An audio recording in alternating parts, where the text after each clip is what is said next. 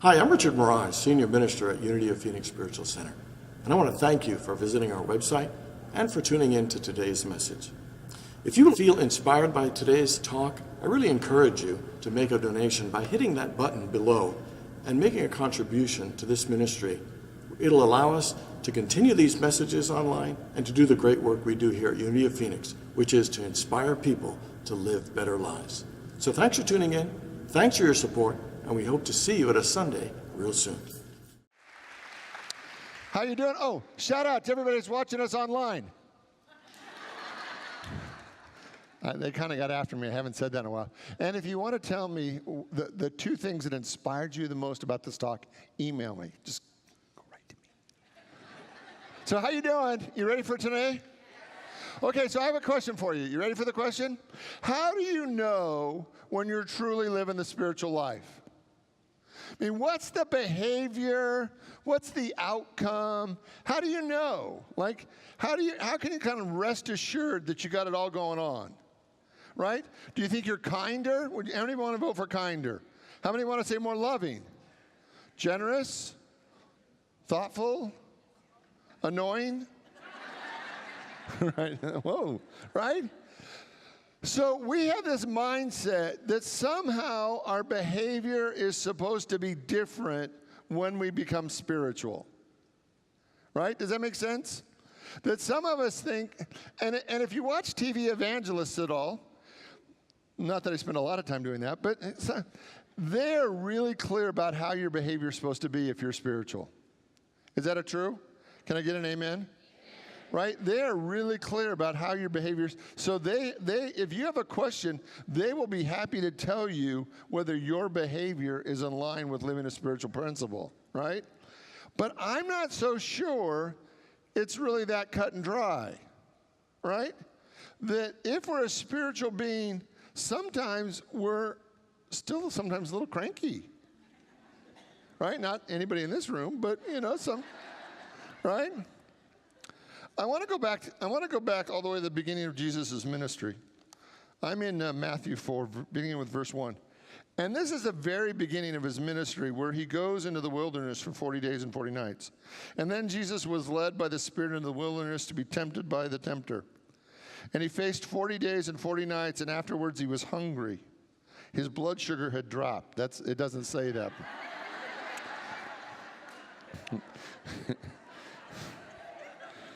You know how you get, right, when you're hungry, right? It doesn't take a lot to kind of push you over the line. And the tempter came to him and said, "If you are the Son of God, command these stones to become loaves of bread." But he answered them, "It is written that man shall not live by bread alone, but by every word that proceeds out of the mouth of God." And then the tempter took him to the holy city and sent him on the pinnacle of the temple and said, "If you are the Son of God, throw yourself down, for it is written that he will give you angels charge over you. And your hands they will bear you up, unless your foot will not strike against the stone." And Jesus said again to them, "For it is written, do not tempt the Lord your God." And again the tempter took him to the very highest mountain and showed him all the kingdoms of the world and all the glory of them. And he said to him, "All of these I will give unto you if you will fall down and worship me." So imagine you've been called to be the Son of God. In some way, we've all been called to be the Son of God, right? But imagine you believe in your heart that you're called to be the Messiah. Now, would you feel a pressure to be able to demonstrate that to others? Like if God had been whispering in your ear, like, "You're the Messiah," would you think, well, I got to be able to show them something? Like, how are they going to get that it's really me, right? And I want you to see how much your ego would begin to play with you that you've got to prove it, right? It couldn't be just enough that you actually are the Messiah, that you are the Son of God. There would be a part of our ego, I believe, that would want to be able to demonstrate that in such a way that other people would get it. Can you imagine that just as a possibility? That maybe even the Messiah had a little bit of ego, right? So today what I want to talk about is really two things. I want to talk about your spiritual nature and your human nature, because we are a twofold expression of God. Is that true? So this summer, I've been doing a series called The Summer of Love. And the idea in the Summer of Love is that I believe that with all the conflict and chaos that's going on in the world today, that love really is enough to make a difference. That love in our families and our world and love in our community really can transform our world. And that when we act in the most loving way possible, as we love each other at the level that God loves us, it really creates a change. And so there were some ideas, some principles that I wanted to give you. And the first one we started with is, I won't add conflict. And remember, if you were here 2 weeks ago, I made you take a pinky swear. Remember your pinky swear? And the pinky swear was that you weren't going to add conflict in any area of your life, that you were going to go a whole week without adding conflict. You weren't going to do it on Facebook. You weren't going to do it with your family. You weren't going to do it at work. You weren't going to add conflict. And I had a lady come in this morning and said, you know, the first week, I only made it to Tuesday. I said, really? I got all the way through Sunday afternoon. I thought I was good. I thought I was golden. I made it through Monday. I knew I was good. And I got to Tuesday, and all the wheels fell off the cart. And I was in conflict way over my head. So the first one, pinky swear again, I will not add conflict. Together? I will not add conflict. And sometimes it's hard. And then the other principle we started in the first week, let's go to the next one, is I will open my heart. And that love doesn't really happen until we open our hearts. Right? That we can think loving thoughts, but that's not how love really works. Love doesn't happen until we really open our hearts and allow the infinite love of God to flow through us. And that each one of us is a conduit, a channel, a gate, a door for the infinite love of God. And over again, when I invited you that first week was just a check. Is your heart open? And what we know over and over again is it's so hard to keep your heart open when you're in conflict. It's so hard to keep your heart open when you're in judgment. And so the first 2 weeks, the first week, all I said was, don't add conflict and keep your heart open. So how are you doing with that one? We got 3 people that are really excited. And the rest of us, I said, I knew I had homework. I just couldn't remember what it was. That's why we write it down, right? Then last week, the spiritual principle I gave you was that we were called to see the greatness in each other, right?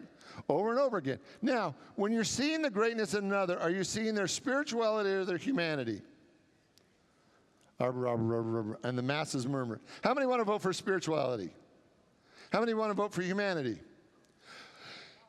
And yes, we can make a case for both. Yeah, we can, right? But what I want you to see, when we see the greatness in another, we really are seeing their spiritual perfection. We're seeing God in them. We're seeing the Christ in them. We're seeing the Buddha in them. We're seeing their essence. We're seeing the part of them. We're seeing their spiritual fullness. And over again last week, what I wanted you to practice was just seeing each other's greatness. Could you see God in within each other? That means your family, your boss, your friends, the people on the street, the people you're watching on TV. Could you see the Christ in them? How'd you do with that one? We got one lady that said, good, fabulous, right? Because what I want you to see is that that is part of the spiritual process of love, is that love does see the greatness in others. Is that true? And sometimes we get in our own drama, and it's a little hard to see the greatness in another. Now, is seeing the greatness in another the only spiritual work we have to do? No. We have to see the greatness in their spirit.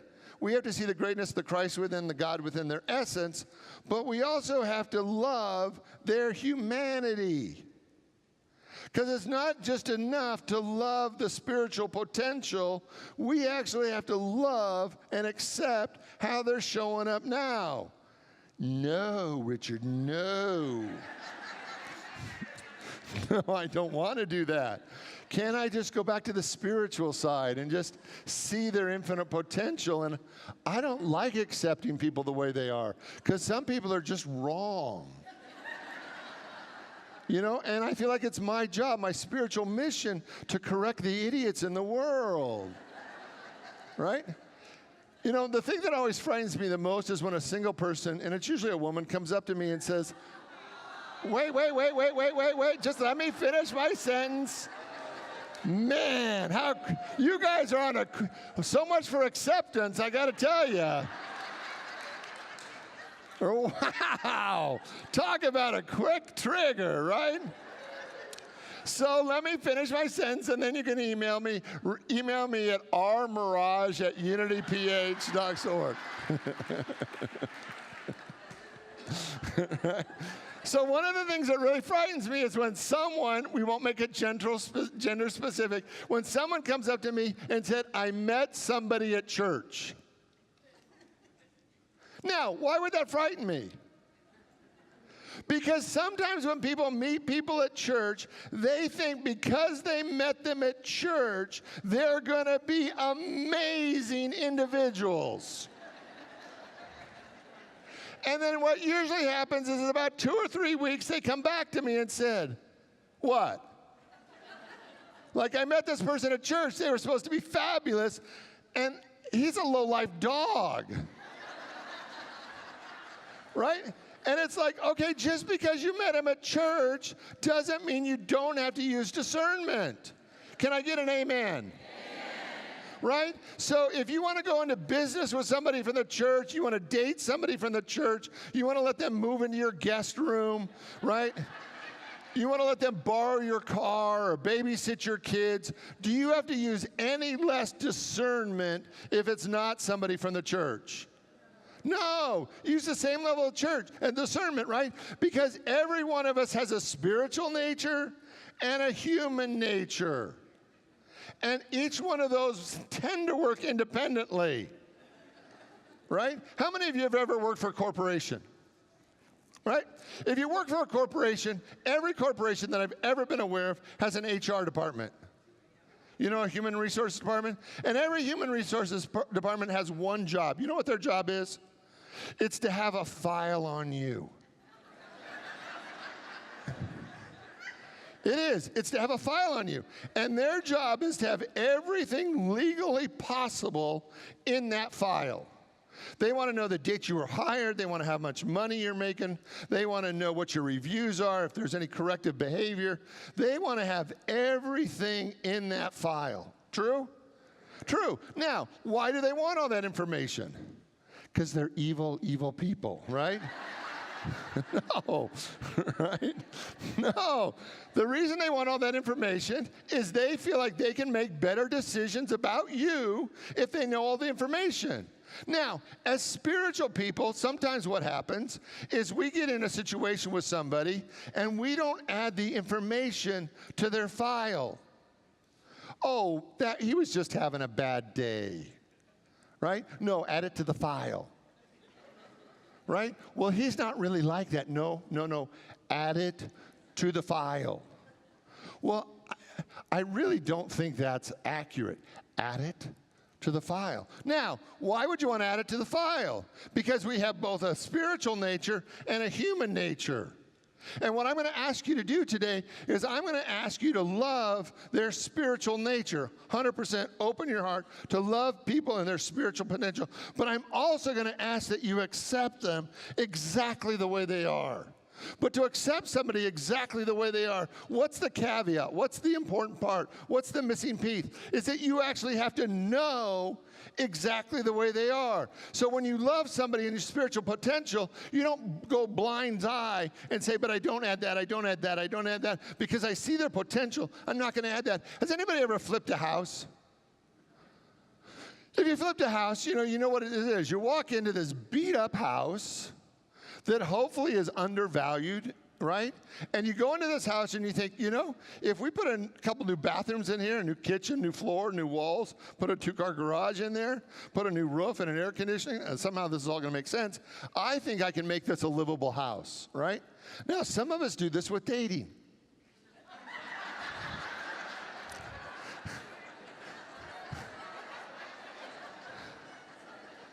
We do, right? Got good bones. If you just change this, and this, that person could be livable. Right? And what I want you to see over and over again, to really do the spiritual work, you have to accept their humanity. No, their humanity. And you have to accept their divinity, because are they both? Yes. And we get so crushed. We get so hurt when somebody doesn't act the way we think they should, like they did it to us personally. Does anybody have somebody in your family that struggles with the truth? Right? So if you expect somebody who struggles with the truth to tell you the truth, is it your bad or is it their bad? It's your bad. Right? If you have somebody who's not reliable and you want them to give you a lift to work and you say, and they've already missed that opportunity 3 other times, and you call them and say, I have to be at work at 8 o'clock in the morning. Can you pick me up at 7:30? And oops, they slept through it one more time. Whose issue is that? It's ours. See, what I want you to see over and over again is that we are in this place in this world where we're so angry at the way people are, but it's really on us because we're not accepting people as they are. I accept you just the way you are. Will you say that with me? I accept you just the way you are. One more time. I accept you just the way you are. One more time. I accept you just the way you are. So I want you to look. Who in your life is annoying you? I want you to look at that, right? I want you to look at who's annoying you. Because if they're annoying you, how is that possible?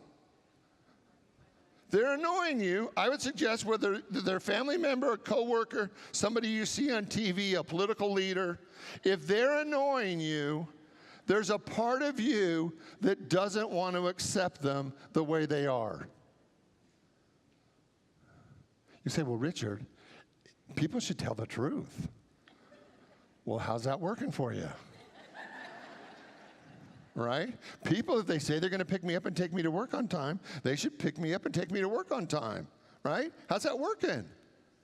See, one of the things I want you to see is that as long as you're living from an unrealistic set of expectations, and an unrealistic set of expectations is any expectation that is consistently not being met, it's really on you. It's your woundedness, it's your sadness, it's your unwillingness to deal with your grief that puts you in the situation over and over and over again, instead of just accepting everyone exactly the way they are. And in fact, people within the first 30 seconds tell you who they are. You just keep going, no, I see your potential. I see the Christ in you, right? But we're stuck in a world that's angry. We are so angry at a world right now simply because we don't want to accept each other right where we are. I love and accept you right where you are. Will you say that with me? I love and accept you right where you are. So Petey and Carl live behind us. And Petey and Carl have lived behind us for a couple of years now. And about 4 o'clock in the morning for the last couple of months, Carl has been barking at 4 a.m. Oh, I didn't tell you, Carl and Petey are dogs. All right, and they live behind us. Well, about 2 months ago, Petey died. And Petey was an great old dog. Petey died. And Carl, every morning at 4 o'clock, Carl's human goes to work. So now Carl, for the first time in his life, is alone. He's alone. And so over and over again at 4 o'clock in the morning, Carl starts to freak out at 4 a.m. because now it's dark. It's 4 a.m. His human just drove away. Petey's not there anymore. Petey was kind of his safe place. And so Carl at 4 a.m. starts to bark. Now, I don't know about you, but at 4 a.m., doing grief therapy is not high on my list, right? There's a human part of me that wants to, because we have 5.5 foot block walls, so it's high enough that because I'm enormously tall, I can still look over and see Carl. So at 4 o'clock in the morning, everything in me wants to go outside and shout what a stupid dog Carl is, right? Now, Carl is already whimpering. He's whimpering, he's crying, he's barking. He is freaked out. If I go in there, right, because do I have a God-given right to shout at whoever I want to shout at? Yes. Is it helpful? No. So is Carl doing the best he can at 4 a.m., even if it's interfering with my sleep, right? Even if it's interfering in the life that I want to be living, right? 4 a.m., Carl's freaked. I have two choices. Maybe I have more, but basically two choices, right? I can shout at him, or I can reach my arm over the wall. He'll jump up. I'll pet him. I'll talk to him. I can do a little grief counseling with him. Right? So over the last couple of weeks at 4 a.m., I'm doing grief counseling for Carl. Right?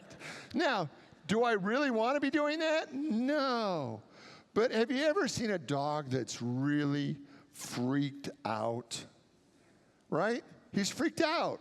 He like his whole world just walked out the door. He is freaked out. So I stick my arm over the wall. I pet him, love him, talk to him, and then I go back to bed, and then for about an hour, we're good. And maybe by 5, he's up again. And then when the sun finally comes up, he's safe again, right? He's just safe, right? And so do I have a God-given right to scream at Carl because he's interfering in my sleep? I do. Is it helpful? Not even a little bit. Not even a little bit. So everybody in your life, does everybody have free will?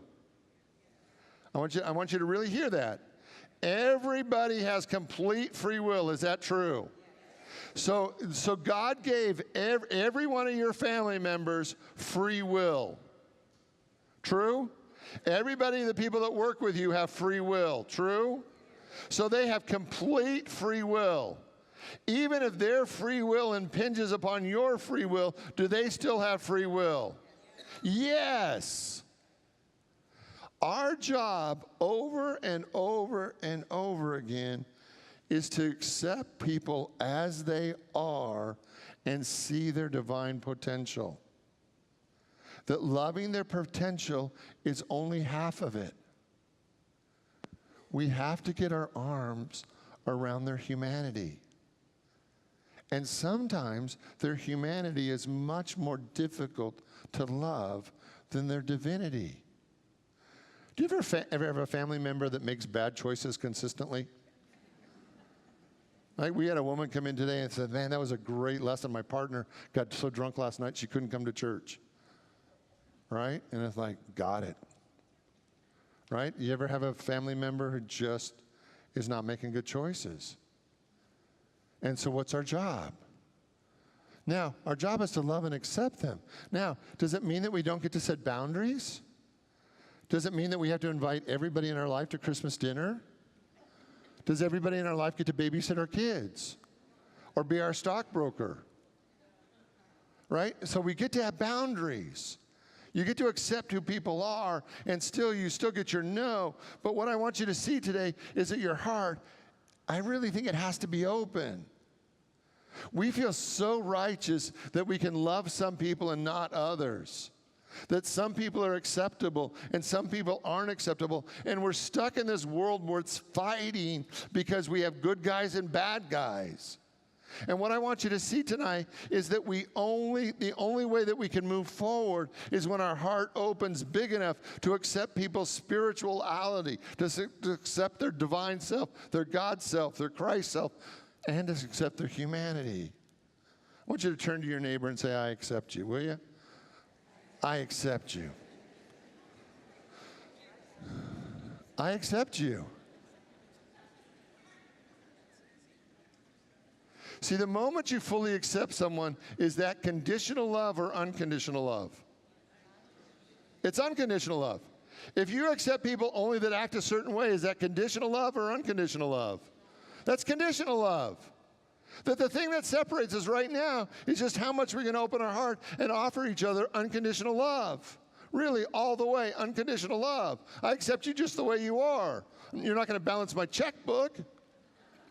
But I accept you just the way you are. You're not going to watch my kids, but I accept you just the way you are. I'm not going to call you when I'm late for work, but I accept you just the way you are. That we get to have boundaries, but we also have to love and accept people exactly the way they are. So let me give you one more. Let's say that little Johnny or little Susie comes to you and they're in a sporting event, okay? And they may be your kids or your grandkids, and they're frightened that they're going to strike out, okay? In that situation, do they want to be loved or inspired? How many want to vote for loved? How many want to vote for inspired? So here's the deal. We keep trying to inspire people instead of loving them. If little Johnny or little Susie come to you and they're afraid, over and over again, the moment fear is an issue, what everybody wants is love. What they want to know is that you're going to love them even if they strike out. That your love is so big, so unconditional, that no matter what happens at the plate that you're in. If you go and inspire them and say, oh, you can do it, you can hit a hit, you can get a home run, right? They're going to feel like you're only going to love them if they get a hit or if they get a home run. And over and over again, what I want you to see is that especially in this community where we're so about inspiration, is that we've got inspiration and love a little confused. We keep trying to inspire each other when we're afraid and all we want to be is loved. Because love is unconditional. If we know that we're loved, we will go hit a home run. If we think we have to hit a home run because you just inspired me, now it feels conditional. Right? How many of you have ever had a project at work that scared the bejeebas out of you? And everybody around you kept wanting to inspire you. Oh, you can do it. You can do it. Inside you're going, no, I can't. It's going to blow up. I'm going to get fired. Might be the worst project they've ever seen, right? And so everybody's trying to inspire you, but they're not getting to the root of the matter. They're not getting to the place where you need it the most. And every time we're afraid, what we want most is love. That's just not true for you. It's true for everybody. Everybody wants love. And once you love them, then you can kind of slide in a little inspiration. But not until they feel loved. And once they feel loved, you have the power then to change their life. Because if you feel loved, which would you rather do, hit a home run or strike out? If you know that you have somebody's unconditional love, are you going to go to the plate with more fierceness, more courage, more faith, more strength than you've ever had? Because you know that whatever happens, you're going to get loved when it's over. So you're going to swing for the fence. You're going to go play big because your love is secure. It's unconditional. But if we think that if people just keep trying to inspire us, thinking that's going to get our best, it never does. Let's go through the slides again, can we? There's 4 things I want you to do from this point on. First one is don't add conflict. No matter what, just don't add conflict. Right? 2, I will open my heart. I will just open my heart. No matter what the need, no matter what the situation is, I'm just going to open my heart and let the infinite love of God flow. 3, I'm going to see the greatness in others. I'm going to just see the greatness in others. And 4, I accept you. Will you say that with me? I accept you. One more time. I accept you. Can you imagine there's probably a dozen people in your life right now that have never really felt that those words were true from anybody? I accept you just the way you are. And because you have free will, you get to show up that way for 100 more years until your soul's ready to move forward. That you have free will. And I accept you just the way you are. One more time. I accept you just the way you are. One more time. I accept you just the way you are. Will you pray with me? I want you to open your mind, your heart, your soul to the activity of God that is right here, right now.